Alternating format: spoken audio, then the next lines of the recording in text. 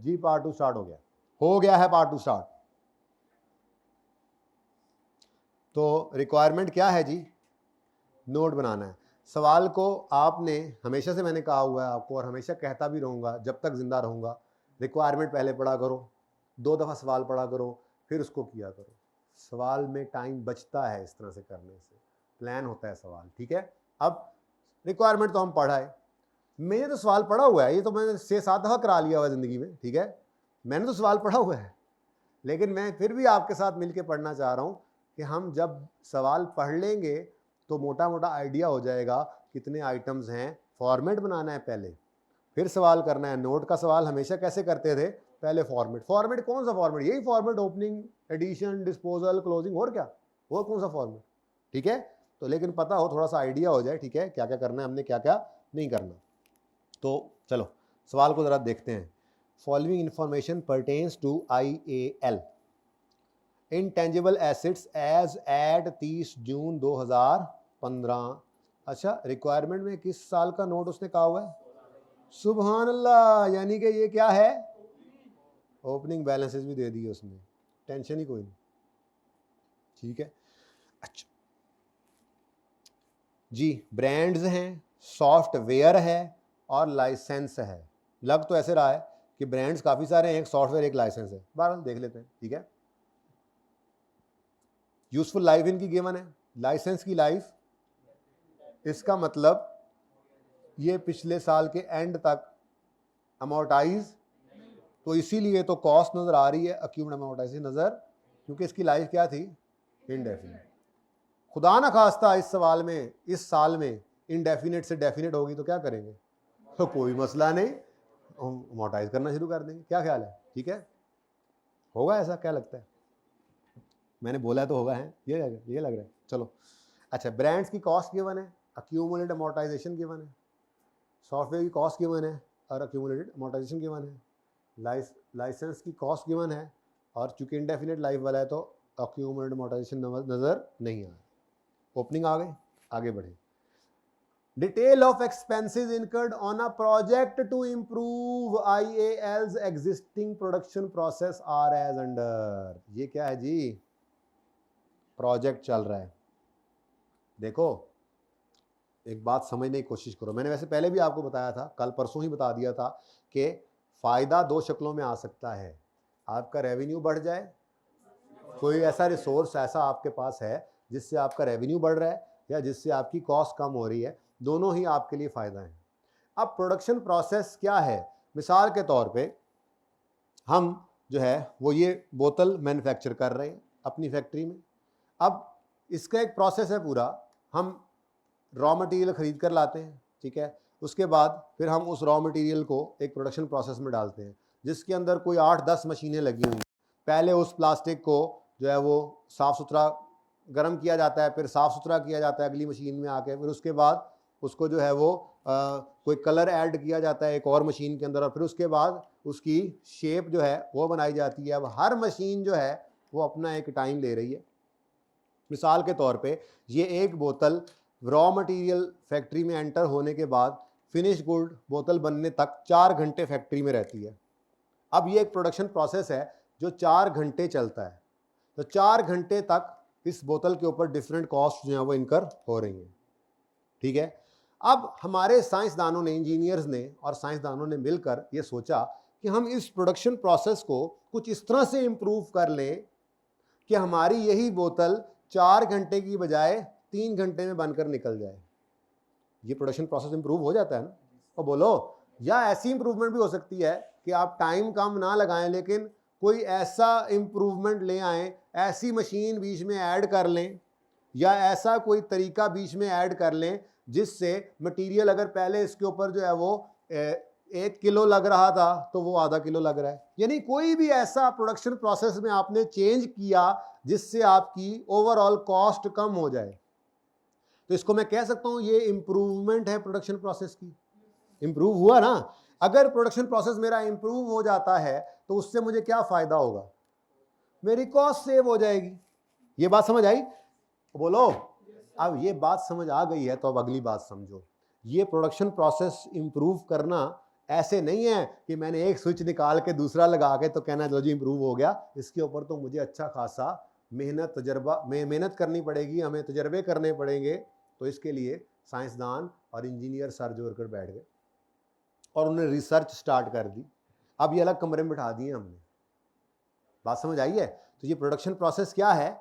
ये क्या है? एक इंटेंजिबल है। हम मेरे साथ वाली फैक्ट्री 10 घंटे में यही बोतल बना रही है और मैंने प्रोडक्शन प्रोसेस ऐसा अपना डेवलप कर रखा है कि मैं 5 घंटे में बना रहा हूं, तो कोई तो काम मैंने किया हुआ है ना, तो इस तक पहुंचने के लिए कोई मेहनत तो हुई होती है ना। तो खैर पहले जो था वो तो जो था, अब हमने एक प्रोडक्शन प्रोसेस को इम्प्रूव करने के लिए काम शुरू कर दिया। अब वो इंजीनियर और साइंसदानों को एक कमरे में बंद कर दिया। हमने कहा 10 दिन बाद तुमको नमाज अंदर ही नहीं, खैर नमाज के लिए छोड़ देना, मस्जिद की नमाज का तो मुकाबला नहीं है ना, ठीक है। तो इसीलिए तो कोशिश करके पहुंचने की हम जो है वो भाग दौड़ कोशिश करते हैं। कोशिश करनी है 5 मिनट पहले रोक दिया करें, ठीक है ना। मस्जिद में जाके वुजू करके बैठा करो ना इस क्लास में, क्या करें, 1:25 में छुट्टी होती है। अच्छा खैर वापस आए, तो हमने कहा बंद हो तुम यहाँ पर, ठीक है। तुम लोगों को बिल्कुल भी छुट्टी नहीं मिलेगी जब तक तुम लोगों ने प्रोडक्शन प्रोसेस को इम्प्रूव नहीं कर लेना। अब वो साइंसदान बैठ गए, इंजीनियर बैठ गए, अब खर्चा इनकर होना शुरू हो गया। लेकिन अभी क्या चल रही है? रिसर्च। अब ये रिसर्च चलते चलते चलते चलते उनको कोई चीज़ें जो हैं वो बेहतरी की तरफ जाती हुई नज़र आने लग गई, डेवलपमेंट शुरू हो गई। अभी वो पढ़ानी है थ्योरी, ठीक है। डेवलपमेंट शुरू हुई तो 6 क्राइटेरिया मीट हुआ होगा, कभी ऐसा हो सकता है ना, 6 क्राइटेरिया मीट होगा तो उसके बाद अब वो खर्चे क्या हो रहे हैं भाई, वो तजर्बा कर रहे हैं तो उन्होंने कोई छोटा सा एक प्लांट लगाया होगा, हमारे बड़े प्लांट की नकल का एक कमरे के अंदर छोटा सा प्लांट लगाया होगा, उसमें मटेरियल भी डाल रहे होंगे, उसके अंदर प्रोसेस चला रहे होंगे, वो मटेरियल का खर्चा भी हो रहा है, प्लांट लगाया उसका भी खर्चा हो रहा है, और बिजली गैस बाकी चीज़ों के खर्चे भी हो रहे हैं। तो ये खर्चे तो चल रहे हैं ना। तो रिसर्च फेज वाले खर्चे एक्सपेंस, डेवलपमेंट बुरी वाले खर्चे एक्सपेंस, और 6 क्राइटेरिया मीट होने के बाद अच्छी वाली डेवलपमेंट खर्चे। तो मैं सिर्फ ये समझाना चाह रहा था कि प्रोडक्शन प्रोसेस में इम्प्रूवमेंट लाने का ये जो आप मेहनत कर रहे हैं, ये भी एक इंटेंजिबल ही बना रहे हैं। और जब ये इम्प्रूव हो जाएगा तो ये इंटेंजिबल वो प्रोडक्शन प्रोसेस कागज़ के ऊपर लिख के प्रोडक्शन डिपार्टमेंट के हवाले जब करेंगे कि इस तरह से अब तुमने नई बोतल बनानी है, इससे आधा घंटा बचेगा हर बोतल बनाने में और इतनी कॉस्ट सेव होगी। तो क्या ख्याल है, ये इंटेंजिबल बन गया या नहीं बन गया? ये सफ़ा इंटेंजिबल है? नहीं, इसके पीछे जो प्रोडक्शन प्रोसेस है वो इंटेंजिबल है। साथ वालों को नहीं बताएंगे हम, साथ वाली फैक्ट्री को क्यों बताएं, ये तो हमारा रिसोर्स है, ठीक है। बात समझ आ रही है ना। तो फ़ायदा मिलेगा इन द फॉर्म ऑफ, तो ये थोड़ा सा समझाना इसलिए ज़रूरी था कि ज़रा डिफरेंट सी चीज़ थी। तो चलो फार्मूला होता है, पेटेंट होता है, डिज़ाइन होता है, समझ आती है, प्रोडक्शन प्रोसेस, और फिर इस प्रोडक्शन प्रोसेस से फ़ायदा जो है वो कॉस्ट सेविंग की शक्ल में आएगा। ये दोनों बातें समझ में आना ज़रूरी थी, इसलिए इतनी बहस की। चलें वापस आएँ। अब जब ये समझ आ गई है ना, तो अब इसको बिल्कुल टेंशन लिए बगैर वही पहले दिन वाली डिस्कशन के हिसाब से देखें कि रिसर्च चल रही होगी, डेवलपमेंट बुरी, डेवलपमेंट अच्छी, और कहानी खत्म, ठीक है। अब पढ़ें इसको। Detail of expenses incurred on a project to improve IIL's existing production process are as under. Up to 30 June 15, पिछले साल के एंड तक 20 रुपए लगे। किस पे लग रहे हैं जी? ये बस प्रोजेक्ट पे लग रहे हैं। रिसर्च है, डेवलपमेंट है, कोई पता नहीं, कोई पता नहीं, देखते हैं बाद में, फिलहाल तो कोई पता नहीं लग रहा, ठीक है। तो 30 जून 15 तक ये कितने महीनों खर्चा है हमें नहीं पता, पिछले साल का है, ठीक है। जुलाई 2015 से मार्च 16, ये क्या चक्कर है? लगता है मार्च 16 पे डेवलपमेंट कंप्लीट हो गई होगी, तो ये 9 महीनों का खर्चा है। तो बोलो कितना? 45, ठीक है। अब ये खर्चे इनकर हुए हैं किस पे? एक ऐसा प्रोजेक्ट चल रहा है जिसमें हम एग्जिस्टिंग प्रोडक्शन प्रोसेस को इंप्रूव करने की कोशिश कर रहे हैं, ठीक है। उस पर टोटल ये खर्चे हो चुके हैं आप तक। अब पढ़ते हैं आगे। Expenses were incurred evenly during the above period. अब अप टू 30 जून का क्या करें इस मुसीबत का? ये तो प्रीवियस ईयर ही है, अब मुझे क्या पता, ठीक है। ये तो मैं अब नहीं बता सकता, प्रीवियस ईयर, ठीक है, अप टू 30 जून। लेकिन इसका मुझे पता है, ये 9 मंथ्स बन रहे हैं। बोलो, ये 9 मिलियन नहीं लिखा मैंने, 9 मंथ्स, 9 मंथ्स लिखा था, ठीक है जी। The expenses were incurred during the above period on 30 सितंबर 15। हमारा साल जुलाई में शुरू हो चुका हुआ है, जुलाई, अगस्त, सितंबर, 3 महीने गुजर गए थे, कुछ हुआ है, पता नहीं क्या हुआ है। It was established that project is commercially अब बस मैं ये ना असल में आपको पढ़ा के आना चाह रहा था, ठीक है ना। 6 क्राइटेरिया में से एक क्राइटेरिया ये है, तकरीबन मिलता जुलता, ठीक है। तो मैंने आपको कल ज़बानी ये बात बताई थी, या तो वो, बल्कि या नहीं, वो ये लफ्ज़ नहीं इस्तेमाल करता कि 30 सितंबर पे 6 क्राइटेरिया वर मेट, नहीं ये नहीं कहता, बल्कि वो 6 में से कोई एक क्राइटेरिया लिख के दे देता है कि कमर्शियली वायबल हो गई, ठीक है, या जो है वो फिजिबिलिटी उसकी जो है वो मैच्योर हो गई, कुछ ऐसी बात लिखेगा जिससे नॉर्मली ये लफ्ज़ ही लिखता है कि कमर्शियली वायबल हो गई। आप अब लग रहे हमें कि इस तरफ हम पहुंच जाएंगे, ठीक है ना। तो ये असल में थ्योरी के वो 2 सफ़े थे जो अब जाहिर सी बात है यहाँ से गुजारा करके जाएं, वापस जाके फिर पढ़ाऊंगा, ठीक है। तो 6 क्राइटेरिया में से किसी एक का नाम देकर वो ये निशानी दिया करेगा कि इस दिन से क्राइटेरिया मीट हो रहे हैं। यही आदत है आई कैप की, तकरीबन हर सवाल में ही आप ऐसे ही देखेंगे, अनलेस किसी एक सवाल में, 2 सवाल में वो ऐसे लिख दे 6 क्राइटेरिया वर मेट, वो तो ज़िंदगी आसान होगी, ठीक है। तो 6 क्राइटेरिया सिर्फ एक बार पढ़ने वाले के भी जहन में रह जाते हैं कि वो क्या है, चाहे जाए कि आप हर रिवीजन में उसको पढ़ रहे होंगे तो फिर और ज़्यादा पक्के हो जाएंगे, ठीक है। अच्छा, द न्यू प्रोसेस, इस दिन क्या हुआ है, कमर्शियली वायबल हुआ है। वायबल का मतलब क्या है कि अब लग रहा है कि हाँ ये पॉसिबल है, ठीक है। फिर न्यू प्रोसेस ऑपरेशनल हो गया है फ्रॉम 1 अप्रैल, यानी हमने नए प्रोसेस के तहत अपनी फैक्ट्री को चेंज कर दिया है। मतलब 1 अप्रैल से पहले फिर ये प्रोसेस यानी इंटेंजिबल कंप्लीट हो गया। तभी उसने कॉस्ट को कहां तक रोका हुआ था, मार्च 16 तक, और 1 अप्रैल से क्या हो गया, आपका नया प्रोसेस इस्तेमाल होना शुरू हो गया है। And it is anticipated that it will generate cost saving for a period of 10 years. मैंने कुछ गायब कर दिया, कितनी कॉस्ट सेविंग हर साल आएगी? क्या हमने कभी किसी एसेट के बारे में ये चीज कंसिडर की है? मिसाल के तौर पे हमने एक प्लांट इंस्टॉल किया, हमारा अंदाजा है अगले 10 साल तक हम इससे चीजें बनाकर बेचेंगे। अब जो चीजें बनाकर बेचेंगे उससे रेवेन्यू आएगा।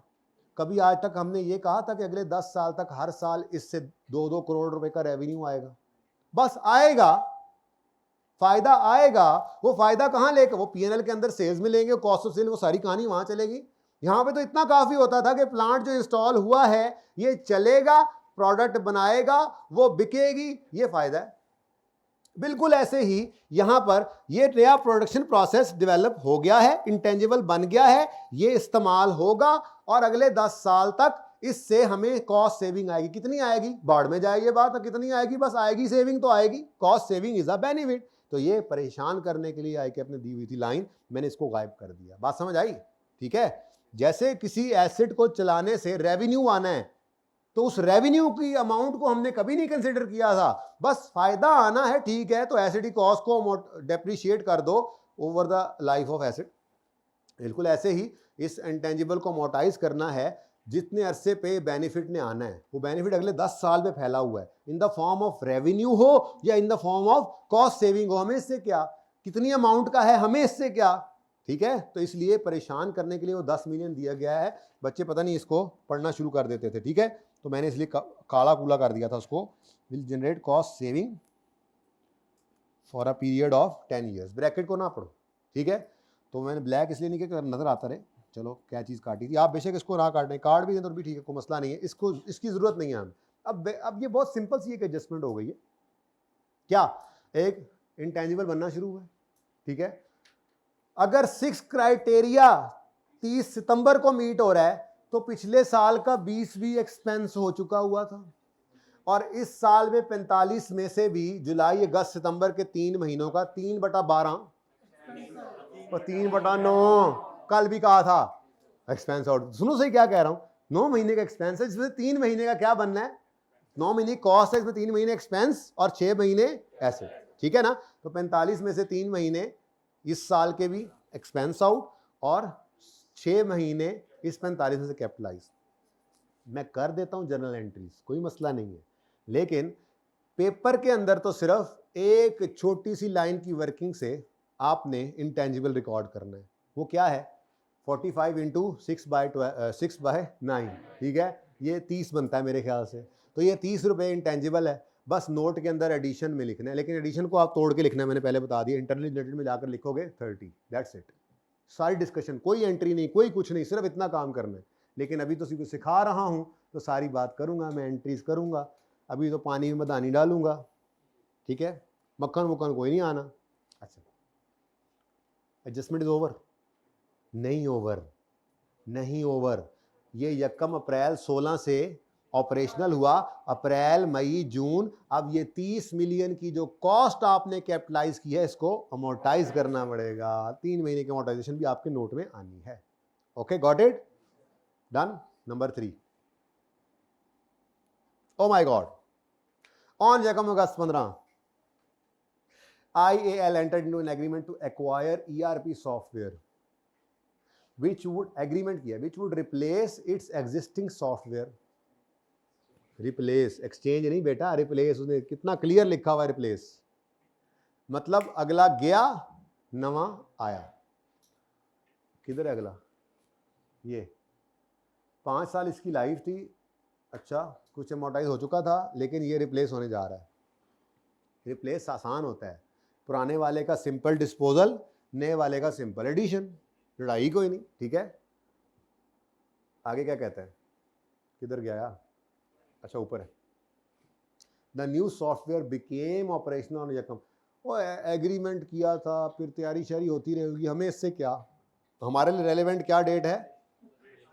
1 अप्रैल 16 को नया सॉफ्टवेयर ऑपरेशनल हो गया।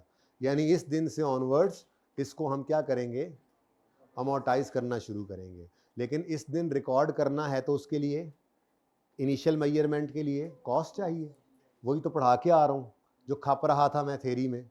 ये परचेज्ड इंटेंजिबल है तो purchase price, directly attributable costs, कोई डिस्काउंट है तो माइनस करके, वो जो भी सिखा के आ रहा हूँ उस पर रिकॉर्ड करेंगे।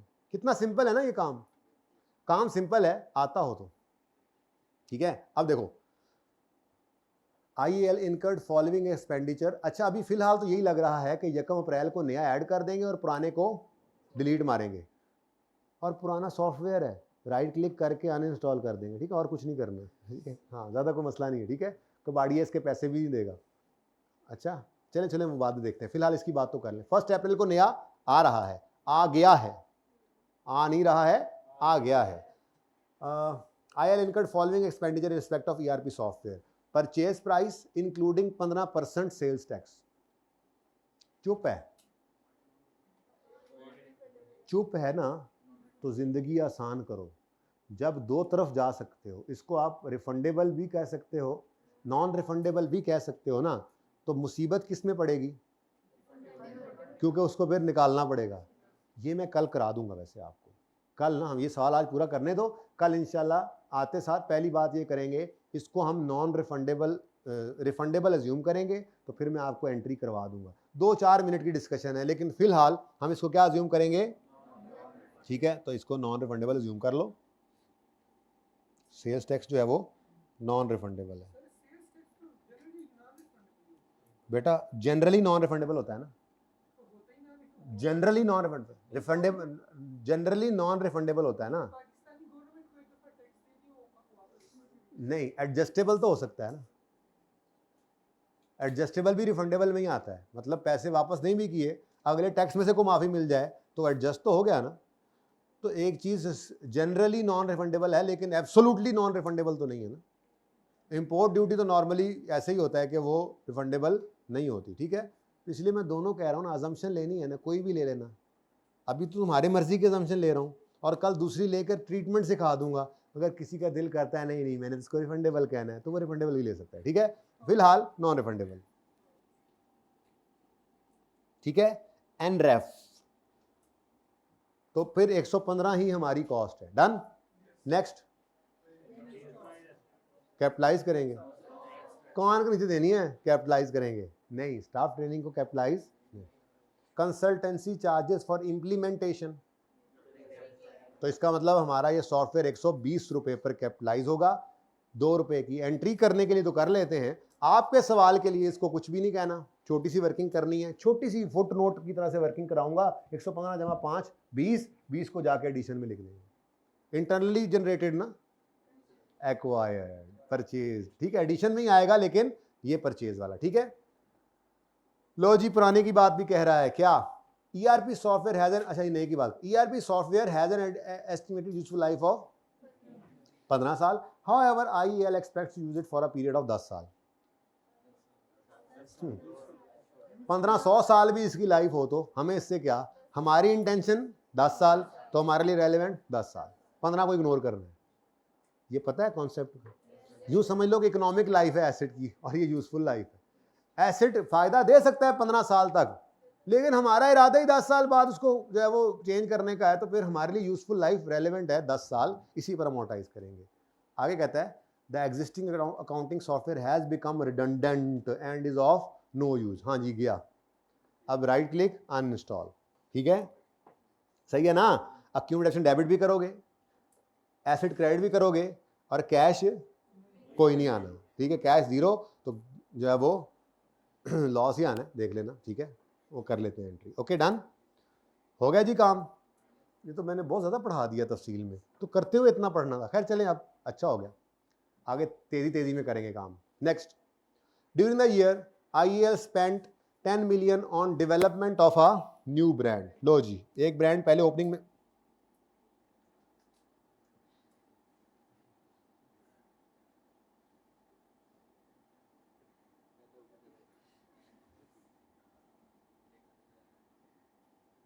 तुम्हारी वजह से हुआ है, पता है तुम्हें? अच्छा हाँ जी बच्चों, करता हूं जूम। मैं ये कह रहा था एक ब्रांड पड़ा, ब्रांड्स हैं काफी सारे पड़े हैं, और ये एडिशन आ गया, ठीक है जी, 10 million addition, useful life of brand है 10 साल, और इसको मोटाइज कर देंगे, ठीक है ना। देखो मेरे हाथ बदे, उन्होंने डेवलपमेंट अपने न्यू ब्रांड की करने के लिए 10 मिलियन खर्चा किया है। ये तो इंटरनली जनरेटेड ब्रांड है, ये इंटेंजिबल ही नहीं है, ये धोखा है, धोखा। मैंने कहा था कॉस्ट देगा, छेड़ेगा, और तो और लाइफ भी दे दी बच्चों ने, 10 मिलियन एडिशन, और फिर 10 के ऊपर इसको अमोर्टाइज कर दिया। ना जी ना, ये परचेज्ड है, वो ब्रांड फिर क्या है, वो परचेज्ड होंगे, तभी तो एज ऑन नजर आ रहे हैं, रिकॉर्डेड किताबों में नजर आने वाला ब्रांड, कहने की जरूरत नहीं है उसको, वो परचेज्ड ही होगा, इंटरनली जनरेटेड रिकॉर्ड हो ही नहीं सकता। तो धोखा दिया इसने, ये कितने क्या धोखा।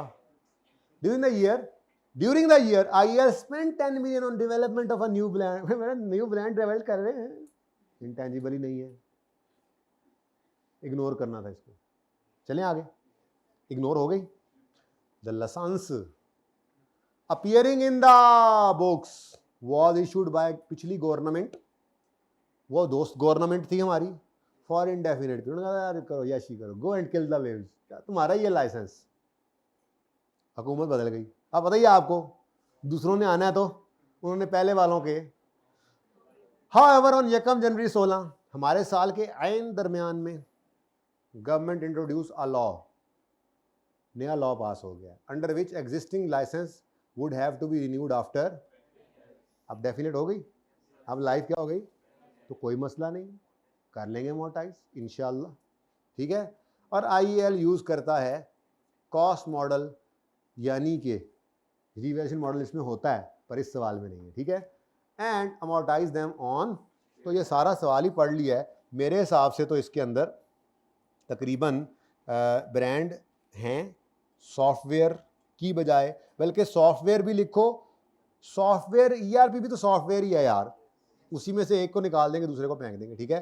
तीसरा क्या है, लाइसेंस, ये तो ऑलरेडी अवेलेबल थे, और चौथा जो प्रोडक्शन प्रोसेस आ रहा है वो, ठीक है। तो ओपनिंग बस एडिशन, बस सिर्फ इतना सा चेंज है कि एडिशन को आपने लिखकर हेडिंग देकर नीचे 2 लाइनें लिखनी है, एक परचेज या एक्वायर्ड और दूसरा इंटरनली जनरेटेड, उसके अलावा कुछ भी नहीं, डिस्पोजल है बस, अल्लाह खैर सल्ला। तो यहाँ पे मैं नाम यूं करके लिख रहा हूँ, IAL है ना, notes to the financial statements, पूरा लिखना है आपने, ठीक है। फॉर द ईयर, ये पहले आपने 3 लाइनों में ये लिख लेना है, आपको तो मसला नहीं है ना जगह का, मुझे मसला है। For the year ended 30 June 2016, okay, पहले फॉर्मेट बनाएंगे, वैसे तो सवाल हो ही गया हमारा, लेकिन सवाल में खामखा टाइम ज़ाया कराऊंगा आपका कि मैं पहले एंट्रीज भी कराऊंगा। दिल कर रहा है मेरा, एंट्रीज करेंगे, फिर आप कहूँगा ओहो एंट्रीज की ज़रूरत नहीं थी।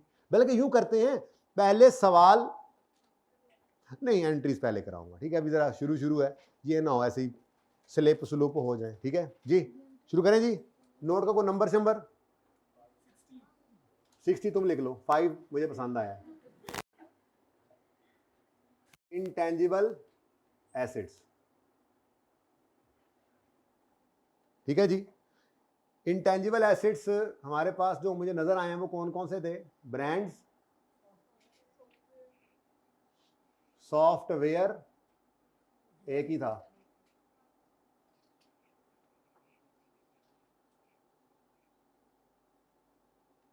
उसके बाद लाइसेंस,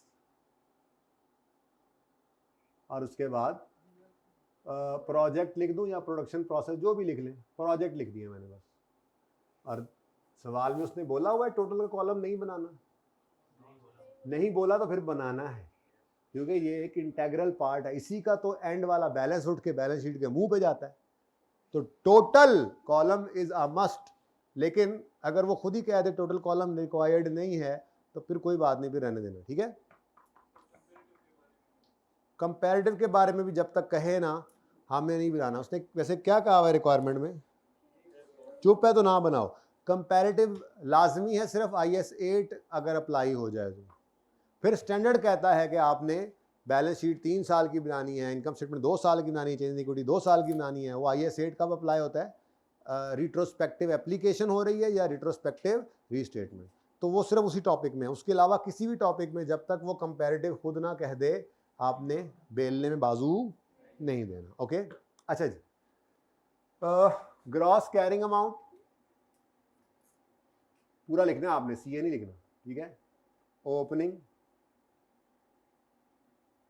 ओपनिंग बैलेंस, उसके बाद एडिशंस, लेकिन एडिशंस जो हैं वो इस तरह से आज आपने लिखने हैं। एडिशन में परचेज्ड या एक्वायर्ड जो पसंद हो वो लफ्ज़ लिख लें। और दूसरा क्या है जी? इंटरनली जनरेटेड,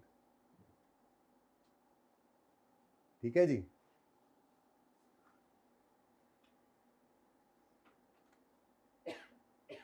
परचेज्ड और इंटरनली जनरेटेड। उसके बाद डिस्पोजल सवाल में है, देखा है आपने, तो डिस्पोजल लिख देना होता तो चलो लाइनें छोड़ दिया करो, वैसे कहीं बाद में भी आ जाते हैं, आप कोता नज़र से नहीं भी गुजरा कभी तो बाद में नज़र आ जाए, ठीक है। डिस्पोजल और उसके बाद क्लोजिंग।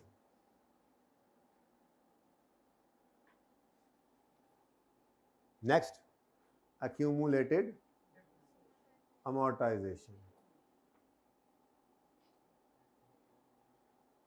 हाँ लिख दो स्लैश डाल के, वैसे है कोई नहीं इम्पेयरमेंट का जिक्र, बस वैसे ही उसमें लिखा हुआ।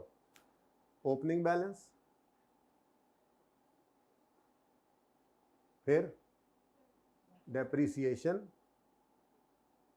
हाँ amortisation, expense for the year. उसके बाद डिस्पोजल की अमोर्टाइजेशन यहाँ से निकल जाया करती थी, ये वो आ गई। और उसके बाद क्लोजिंग, ठीक है। फिर दोनों क्लोजिंग्स को नेट करोगे तो बुक वैल्यू, और उसके बाद नीचे 3 चीज़ें आपको पता ही हैं। अब सबसे पहले मुफ्त के नंबर ले लें। ओपनिंग बैलेंस है 280 और 15, और अमोर्टाइजेशन का 40, 48 और 0।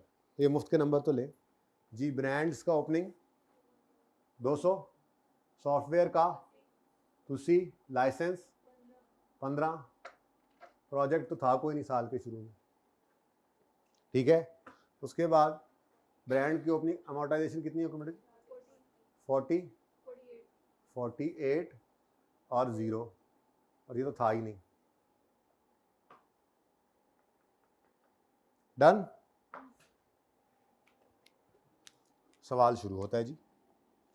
अच्छा, अब सवाल मैंने आपको पढ़ाया था, आपके नोट्स से रेलेवेंट सिर्फ 2 चीज़ें हैं। डायरेक्ट कहो तो पहले कर दूं, एंट्रीज बाद में कर लेते हैं, क्या ख्याल है? डायरेक्ट करते हैं पहले। पूरी कहानी पढ़ के आपको क्या नजर आया था? ये पिछले साल के खर्चे हैं, और पिछले साल क्या, इस साल के भी पहले 3 महीने में क्राइटेरिया मीट नहीं हुआ था, इसलिए पिछला 20 तो वैसे ही गया ना। इस साल का जो 45 है, इसमें से भी पहले 3 महीने का एक्सपेंस आउट होना है। क्या मैं P&L बना रहा हूं? क्या मुझसे जर्नल एंट्रीज मांगी गई हैं? मैं तो PPE का नोट, इंटेंजिबल एसेट का नोट बना रहा हूं, और मुझे सिर्फ वो फिगर चाहिए जो इंटेंजिबल में रिकॉर्ड होनी है। तो इस पूरी कहानी से मेरे मतलब की चीज सिर्फ 45 रुपए है, और वो 45 भी 6/9 करके 30 रुपए जो कैपिटलाइज होने हैं वो निकालने हैं। तो मैंने यहां पर आकर,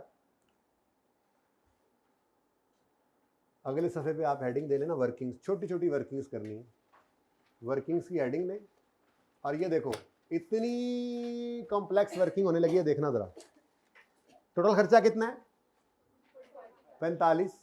45 into 6/9, answer working is over.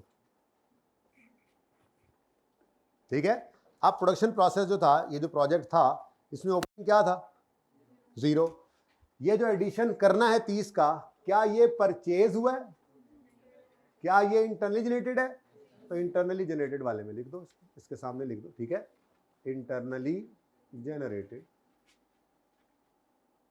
ठीक है, और सही है। अब इतनी सी वर्किंग सिर्फ करनी है पर्चे में, लेकिन इसके पीछे नॉलेज पूरा होना चाहिए। ये सही है, या पहले एंट्रीज करके फिर इधर ऐसे शॉर्ट? ये सही है ना? आपको कॉन्फिडेंस तो आया कि पर्चे में तो सिर्फ इतना करना था, समझ भी आ रहा है, लेकिन एंट्रीज फिर भी करा देता हूं। अब ये एसेट बन गया, 1 अप्रैल से पढ़ा चुका हूं तफसील से ना, दोबारा 1 अप्रैल से ऑपरेटिव हो गया। तो अब कितने साल फायदा आना है इससे? तो 10 साल पे इसको अमोर्टाइज करना है, लेकिन इस साल में कितने महीने? 3 महीने। 3 जी। तो दूसरी वर्किंग, ये 30 को डिवाइड करो 10 से, और इसको 3/12 कर दो, आंसर इज ये 0.75 की अमोर्टाइजेशन है, जो आपकी यहाँ पे 0.75। ठीक है। अब ये वर्किंग थोड़ी सी ना रेफर कर देनी है, छोटी छोटी करके ऐसे आपने, ठीक है ना। ये ऐसे लिख लें, यहाँ पर लिख दें आप छोटा सा 1, और यहाँ पे छोटा सा 2, जाके देख लेगा examiner. Now this adjustment is over, बिल्कुल, और इसका कुछ भी नहीं करना, डिस्पोजल है कोई नहीं, और यही आपका क्या बन गया? क्लोजिंग। ठीक है जी, डिस्पोजल है कोई नहीं, और ये आपका बन गया क्लोजिंग। 30 में से माइनस कर दें 0.75, तो 29.25 ये आपकी बुक वैल्यू आ गई।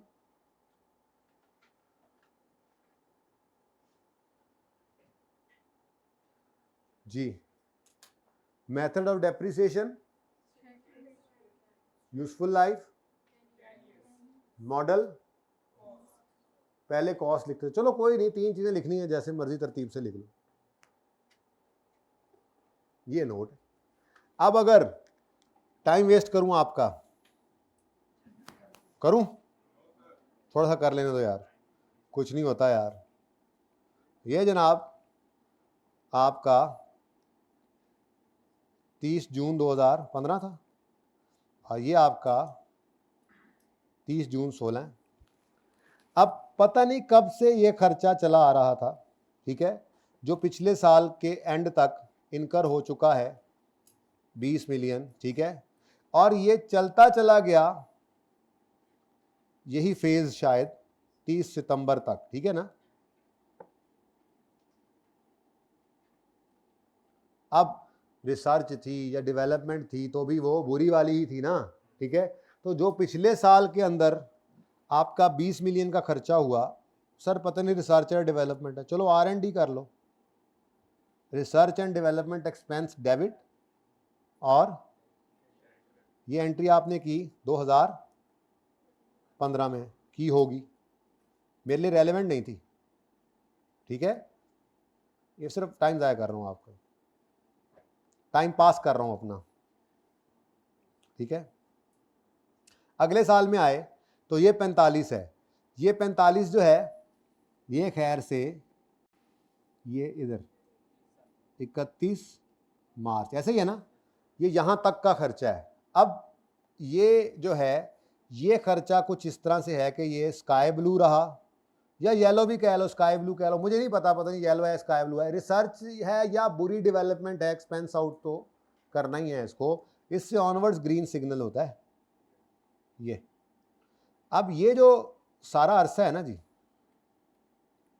यकम जुलाई 15 से 31 मार्च 16 तक 9 महीने, इस पूरे 9 महीने में 45 रुपये खर्चा आया है जिसको हमने तोड़ दिया। तो अगले साल में एंट्री क्या बनेगी, R&D एक्सपेंस 45 का 3/9, फिर इनटेंजिबल एसेट 45 का, वो कैपिटल वर्क इन प्रोग्रेस क्या, बस ठीक है, बन गया, पूरा ही बन गया, तो पहले CWIP में डालूंगा फिर वापस निकालूंगा, ठीक है, हो गया, इंटू 6/9, ये कितना बना जी 15, 30 और कैश क्रेडिट। अब ये इतनी लंबी कहानी चल रही है, पागल थे कि ये सारा काम करते, पर्चे में तो काम हो गया था, लेकिन ज़रा रिवीजन कर रहे हैं, कल वाले काम को पक्का कर रहे हैं, ठीक है, सीमट कर रहे हैं, सीमट प्लस्तर। उसके बाद जी यहाँ पर ये रेडी हो गया, इससे ऑनवर्ड्स लाल रंग यूज़ करते थे अमोर्टाइजेशन के लिए, याद है, 3 महीने की अमोर्टाइजेशन करनी है, वो अमोर्टाइजेशन करने की एंट्री, अमोर्टाइजेशन की एंट्री क्या है, amortisation expense debit accumulated amortisation credit, इस 30 को पकड़ा, डिवाइड किया इसको 10 से, पूरे साल की डेप्शन आ गई, अमोर्टाइजेशन आ गई, इंटू 3/12, आंसर इज पॉइंट।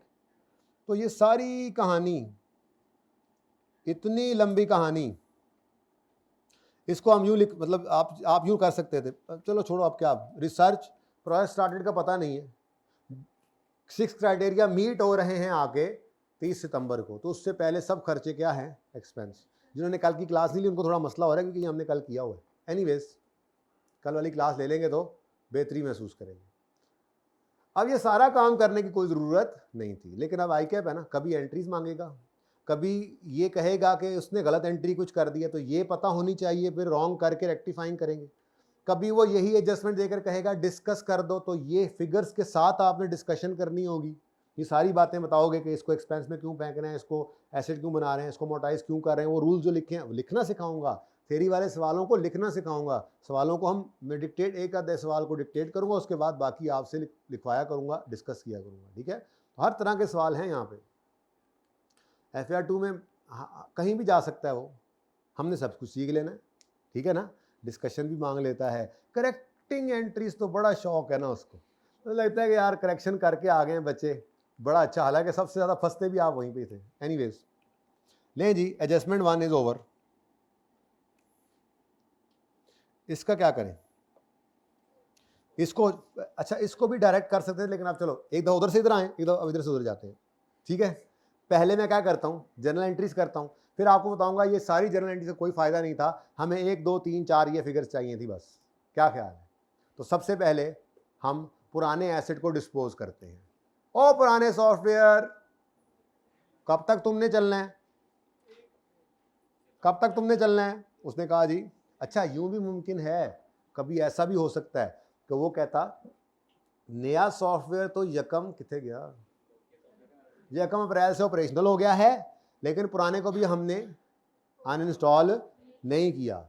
ऐसा करते हैं ऑर्गेनाइजेशंस कि नई चीज़ है, को गड़बड़ ना हो जाए तो कुछ अरसा पैरेलल उसको भी चलाई जाएंगे। अगर ऐसा होता तो पुराने का डिस्पोजल ना होता, वो भी डेप्रीज अमोर्टाइज हो जाता और नया एडिशन में आके वो भी अमोर्टाइज हो जाता। लेकिन इस सवाल में ऐसा ना हुआ, उन्होंने कहा जिस दिन नया चल पड़ा ऑपरेशनल हो गया तो पुराने को हमने रिडंडेंट कर दिया, फारिग कर दिया, फेंक दिया, ओके, अनइंस्टॉल कर दिया, ठीक है। अच्छा तो चलो जी अब ऐसा करते हैं, पहले पुराने वाले को हम, बल्कि नए वाले को पहले ऐड करते हैं, ज़्यादा आसान है कि पुराने को डिस्पोज करना है पहले। पुराने वाले को डिस्पोज करते हैं। अब पुराने वाले को कब तक चलाना है? 1 अप्रैल 16 तक पुराना चलेगा, यानी कि 31 मार्च तक। कितने मंथ्स? 9 मंथ्स। अब ये 9 मंथ्स पहले इसको अमोर्टाइज करके यहाँ तक ले आते हैं, ठीक है। तो पहली एंट्री हम करेंगे अमोर्टाइजेशन डेबिट और अक्यूमुलेटेड अमोर्टाइजेशन क्रेडिट। कितने से? सॉफ्टवेयर की कॉस्ट थी 80, लाइफ थी 5, 80/5 पूरा साल 9/12 कर देंगे, ठीक है। तो 80/5, जज्बाती नहीं होना, 9/12 कितनी बनी? 5 या 12? पक्की गल है, फैसला कर लो। सबसे पहले तो हमने इसको 31 मार्च तक अमोर्टाइज करके यहाँ पे पहुँचा दिया। भाई इधर देख लेना, तेरा मसला हल होने लगा। अब ये 31 मार्च से पहुँच गया, अब इसको फारिग कराओ, डिस्पोजल होने लगा है। डिस्पोजल की जर्नल एंट्री याद है? कोई इंटेंजिबल में आके बदल थोड़े ही जानी है। एंट्री होती थी एसेट अकाउंट में से एसेट को निकाल देंगे और निकालेंगे कॉस्ट, क्योंकि पड़ी उसमें कॉस्ट होती है। कितनी कॉस्ट है? तुस्सी, तो तुस्सी कर दो क्रेडिट, और इस मरहूम जाने वाले एसेट की एक्यूमुलेटेड डेप्रिसिएशन को डेबिट करेंगे। कितनी डेप्शन पड़ी थी साल के पहले दिन तक? 48 पड़ी थी, 12 मजीद आ गई, तो 48 जमा 12 डिस्पोजल के दिन तक 60। कैश कितना रिसीव हुआ जी इसको बेच के? जी कैश कहां से आ गया? कैश तो है ही कोई। चलो लिख देता हूं। हाँ जी, तो क्या हुआ? 20 रुपए का लॉस आ गया, ठीक है। तो P&L में बैलेंसिंग फिगर अब कितना जी? अब मुझे बताओ, इस पूरी डिस्पोजल की जर्नल एंट्री में से मेरे काम की चीज क्या है? ये अमोर्टाइजेशन 12 की ऐड होनी है, और ये अमोर्टाइजेशन 60 की डिस्पोजल वाले कॉलम में माइनस होनी है, और ये एसेट डिस्पोजल में से माइनस होना है। और कुछ नहीं चाहिए मुझे। आगे बढ़ो। नया आ गया, नवा आया सोनिया सॉफ्टवेयर। इंटेंजिबल ही लिख दूं, सॉफ्टवेयर आ गया ना। कितने का? 115 जमा ये कैपिटलाइज करना है, एक्सपेंस आउट करना है। ये डिसाइड करके आए थे पढ़ते हुए, ठीक है। तो 115 जमा 100 इंटेंजिबल डेबिट कैश क्रेडिट। अब इसको क्या करना है? इसको अमोर्टाइज करना है 3 महीने, अमोर्टाइजेशन एक्सपेंस डेबिट और अक्यूमुलेटेड अमोर्टाइजेशन क्रेडिट। हाँ जी, 120 कॉस्ट है, 10 साल इसको यूज करना है, 3 महीने इस साल में यूज कर लिए। लो, नोट में ना, असल में नोट में गौरतलब बात है, नोट में सिर्फ 2 चीजें हैं। एसेट का अकाउंट है स्टेटमेंट फॉर्म में, बनाया था ना अभी थोड़ी देर पहले क्लास के स्टार्ट में। एसेट का अकाउंट है स्टेटमेंट फॉर्म में, और अक्यूमुलेटेड अमोर्टाइजेशन का अकाउंट है। अब P&L गेन आ रहा है, लॉस आ रहा है, हमारी बला से जाए बाढ़ में। P&L बना हुआ, जब मांग ले P&L तो फिर हमें एंट्री पूरी करनी पड़ेगी। लेकिन इस वक्त मेरे सवाल की रिक्वायरमेंट में मुझे सिर्फ क्या क्या चाहिए था? मुझे ये 12 और ये 3, यानी टोटल 15 ऐड होता नजर आना चाहिए था, ठीक है। उसके बाद ये 80 एसेट अकाउंट में से निकलता हुआ नजर आना चाहिए था, ये 120 ऐड होता नजर आना चाहिए था, और ये 60 भी निकलता। बाकी कुछ भी, ये क्या है? अमोर्टाइजेशन एक्सपेंस है, ये अमोर्टाइजेशन एक्सपेंस है, P&L का आइटम है। कैश P&L, कैश P&L, ये कुछ भी नहीं करना था, एंट्रीज तो मांगी ही नहीं हुई थी। तो मेरे लिए ये सब इररेलेवेंट है, मैं अब डायरेक्ट करता हूं इसको, ठीक है। तो सबसे पहले डिस्पोजल रिकॉर्ड करने का आपने बोला है ना, ठीक है, वरना मैं एडिशन पहले करता, मुझे आसान लग रहा था, मुफ्त के नंबर थे। खैर चले, तो सॉफ्टवेयर जो 80 वाला था वो ना रहे, सॉफ्टवेयर नहीं रहे, गया। अब इस सॉफ्टवेयर की डेप्रीसिएशन ये कैलकुलेट करनी पड़ेगी, ठीक है। 80/5 इंटू 9/12, ठीक है। ये किसकी कितनी बन गई? ये 12 जो है ये किसकी डेप्रीसिएशन है? ओल्ड सॉफ्टवेयर की। मैं कहता हूं दूसरी भी अब सारी का बात हो गई तो साथ ही कर लेते हैं। नया आ गया, ये 31 मार्च को अनइंस्टॉल करके घर गए और अगले दिन 1 अप्रैल को आके नया वाला इंस्टॉल कर लिया। उसकी कॉस्ट कितनी है? अब ये 120 कहाँ से आया? ये तो हमने निकाला ही नहीं। तो चलो पहले 120 ही चलो खैर 1 मिनट के लिए ऐसे मैं ये जगह छोड़ देता हूँ। मेरा दिल है डेप्रिसिएशन एक्सपेंस मुकम्मल 15 ऐड करूँ और फिर उसमें से बाकी का निकाल लेंगे, ठीक है। कर लेते हैं, इसको भी कर लेते हैं, ठीक है। अच्छा ये मैंने पेंडिंग कर दी। हाँ अगली बात, जो एसेट बिका है उसकी अक्यूमुलेटेड डेप्रिसिएशन कितनी है? 48 पहले से पड़ी थी और 12 ये आपको कहां से मिली है? वर्किंग नंबर 3 से। टोटल कितनी बन गई? ये 60 एक्यूमुलेटेड डेप्रिसिएशन अकाउंट में से माइनस करनी है। अब आप कहोगे ऊपर पड़ा 48 है माइनस 60 हो रहा है, ऐसी बात नहीं है। मैं ज़रा वेट कर गया कि काटना ना पड़े मुझे। ये 12 इधर आना है, अगर मैं थोड़ी देर के लिए इसको लिख दूं ना तो ये लो 60 पूरा ऊपर निकल गया। लेकिन मैंने ये 60 इसलिए भी नहीं लिखा कि मैं चाह रहा हूं नए वाले की 3 महीने की अमोर्टाइजेशन भी रिकॉर्ड कर लूं, 3 रुपए यहां पे एग्जैक्ट 15 लिख दूं। बाकी कोई ऐसा लिख ले बाद में काट के 15 कर दे तब भी ठीक है, ऐसा कोई मसला नहीं है। ये बात समझ आई है? लो जी पुराना गया, अब नए को ले आओ। नया जो आया है उसको हमने रिकॉर्ड किया 115 जमा। अब ये नहीं बताना एग्जामिनर को 115 क्या है और 5 क्या, और बस इतना बहुत है, बस ठीक है 120 पे कैपिटलाइज करना है। 120 की फिगर कहीं नहीं थी तो आपने क्या करना है 115 जमा 5 बताना है उसको 120 आपने कैसे बनाया, दैट्स इनफ। 120 क्या है? परचेज या इंटरनली जनरेटेड? तो 120। अब इस 120 को क्या करना है आपने? अमोर्टाइज, वो यहीं पे ही कर लो, मेरा मशवरा है, ठीक है। 120/10 इंटू 3/12 आंसर इज, और टोटल, ठीक है। तो ये 15 आप यहां पे लिख लो और एडजस्टमेंट इज ओवर, बल्कि ओवर एंड आउट।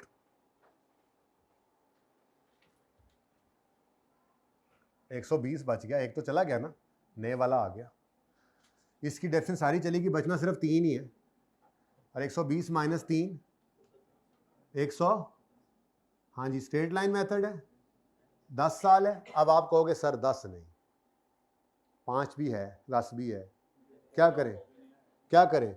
10 भी लिख सकते हो, 10 भी लिख सकते हो, 5 से 10 भी लिख सकते हो, सही है। क्या मतलब? पुराने वाला 5 पे डेफिसिट हुआ, अमोर्टाइज हुआ था, नए वाला 10 पे, तो लिख दो 5 to 10 ईयर्स, बिल्कुल सही है। 10 से भी काम चलेगा वैसे तो, क्योंकि अब जो पड़ा हुआ है वो तो 10 पे होना है ना अमोर्टाइज, ठीक है जी। कॉस्ट मॉडल ये सब पे यही है, ठीक है। Next,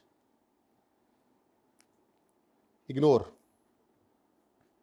next, licence licence licence. क्या हाल है? ठीक हो? क्या मामला है अब तुम्हारा? वो कह रहे हैं जी इस साल 1 जनवरी 16 पर आकर ये डिसाइड किया हमने, मतलब हमने नहीं डिसाइड किया बल्कि हुकूमत ने ये कह दिया है कि ये अब से ऑनवर्ड्स हर 10 साल बाद अमोर्टाइज होगा, रिन्यू होगा। अब देखो आपका ये एसेट आप चले आ रहे थे एक रूटीन में, ठीक है। साल के पहले दिन आपके पास ये 15 रुपए की कॉस्ट पड़ी है, लेकिन साल के पहले दिन आप इसको अमोर्टाइज नहीं कर रहे। यहां पे 1 जनवरी 16 पर लॉ पास हुआ और अब वो कहा जा रहा है आपको कि ये जो लाइसेंस है ये आपका अगले 10 साल चलना है। तो हमारे साल में फिर कितना अरसा इस्तेमाल हो गया, ये थोड़ा सा ध्यान रखना है। पूरा साल नहीं कर लेना यहां पर, क्यों? पूरा साल तो एक तरह से इसकी लाइफ गुजरी नहीं ना। यकम जनवरी 16 पे जाके हुकूमत ने क्या कहा है, हर 10 साल बाद ये अमोर्टाइज हुआ, ये रिन्यू हुआ करेगा। Government introduce a law under which the existing licence would have to be renewed after किस दिन, ऑन यकम जनवरी 16। इसका मतलब इसकी लाइफ यकम जनवरी 16 से शुरू हुई है अब 10 साल वाली, तो ये अगले 10 साल चलनी है। तो हमारे साल में से उस 10 में से कितना यूज हो गया, यानी इसकी लाइफ जो डेफिनेट बनी है वो अब हमारे साल में कितना इस्तेमाल हो गई, 6 महीने, 9.5 साल आगे इस्तेमाल होगी। Got it. तो ये तो बहुत सिंपल काम हो गया। नंबर 6 वर्किंग कर रहे हैं। अच्छा, ये वर्किंग का रेफरेंस माजरत में देना भूल गया, दे ही देता हूँ। ये 15 के साथ वर्किंग नंबर 3 और 48 ओपनिंग में गिवन था, 60 वर्किंग 4, 120 के लिए वर्किंग 5। ठीक है। अच्छा जी बेटा, वापस आ गया हूं मैं। कॉस्ट कितनी थी, 15। ठीक है। अब 15 पहले तो अमोर्टाइज नहीं हुआ था, अब होगा। लाइफ कितनी है इसकी, अब डेफिनेट हो गई, डेफिनेट हो गई। लेकिन इस साल में कितनी गुजर गई अब उसमें से, 6/12 पॉइंट, फिर 0.75 पहले भी आया था। चलो एक हसीन इत्तफाक ही है और तो कुछ नहीं। 15 का 15 ही है, लेकिन यहां पे 0.75 वर्किंग नंबर 6 से आ गया।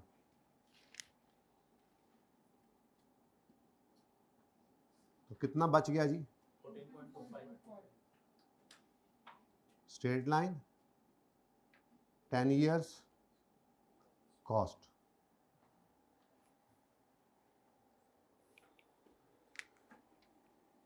बस कह रहा है कॉस्ट मॉडल यूज करना है और अमोर्टाइज करना है स्ट्रेट लाइन पे। तो रह क्या गया, एक ब्रांड बेचारा बचा है, उसको अमोर्टाइज कर लो बस, और तो कुछ नहीं हुआ। वो ब्रांड तो धोखा था, वो ब्रांड तो धोखा, वो जो ब्रांड उन्होंने 10 मिलियन लगाया था वो तो धोखा था। लेकिन जो ब्रांड पड़े हैं वो तो अगर पड़े हैं एज ऑन नजर आ रहे हैं तो मतलब ये परचेज वाले ही थे, तभी तो रिकॉर्डेड है। अगर इंटरनली जनरेटेड होते तो ये रिकॉर्डेड हो ही नहीं सकते थे। ऐसी कोई बात खुद से नहीं अज्यूम कर लेनी, अगर रिकॉर्डेड है तो मतलब परचेज वाला ही है। ये नहीं हो सकता कि उसने गलत रिकॉर्ड किया और आपको बता भी नहीं रहा, ऐसा नहीं होता। ठीक है ना, अगर गलत होता तो खुद बताता। ओके, तो नॉर्मल जितने थे उतने ही हैं, लेकिन अमोर्टाइजेशन करनी है तो 200 बटा कितनी लाइफ है गिवन, 10 साल है। ठीक है, डिवाइड बाय 10 साल के पहले दिन से आ रहे हैं तो बस पूरा ही अमोर्टाइज कर दोगे। तो ये 20 और उसके बाद 60 और 140 straight line method 10 years cost. यहाँ वो तीनों लिख लेना, मेजरमेंट बेसिस वगैरह वगैरह है पे एज नोट। अब नमाज का टाइम हो गया, वो जो 2 सफ़े आपको दिखाए थे वो आपने बड़े ध्यान से पढ़ने हैं। अब कल आते साथ वो सज़ा फिर चलेगी, आधा पौना घंटा थ्योरी, आधा घंटा नहीं 20 मिनट लगेंगे उस पर। 2 सफ़े हैं लेकिन हैं बहुत से भी ज़्यादा इंपॉर्टेंट। यानी कि सारे IAS 38 में जो सबसे कीमती सफ़े अगर मैं कहूँ ना तो वही 2 सफ़े हैं जो आपको मैंने आज होमवर्क में दे दिए। और वो करने के बाद आप पास पेपर 15, चलो मैं खुद ही कराऊंगा, आप अब वो सफ़े 2 कर लेना। ठीक है, कौन से 2 सफ़े जी, वो फिर दोबारा बड़े ध्यान से पढ़ने हैं, बड़े ध्यान से पढ़ने हैं। ये देखें जी, पेज नंबर 215 से शुरू हो रहा है, रिसर्च फेज, एग्जाम्पल्स। बड़े ध्यान से कोशिश करना है कुछ ना कुछ चीज़ें आपके दिमाग में बैठ जाएं इसमें से। ये फ़ायदा हो रहा है, फिर मैं पढ़ाऊंगा तो थोड़ा डिस्कशन भी हो जाएगी। ठीक है, ये आपने पेंडिंग वाले काट देने हैं, क्राइटेरिया भी पढ़ के आना है। ठीक है, और ये कॉस्ट भी पढ़ के आनी है। यहाँ तक 15 और 16। ठीक है जी, अल्लाह हाफिज़।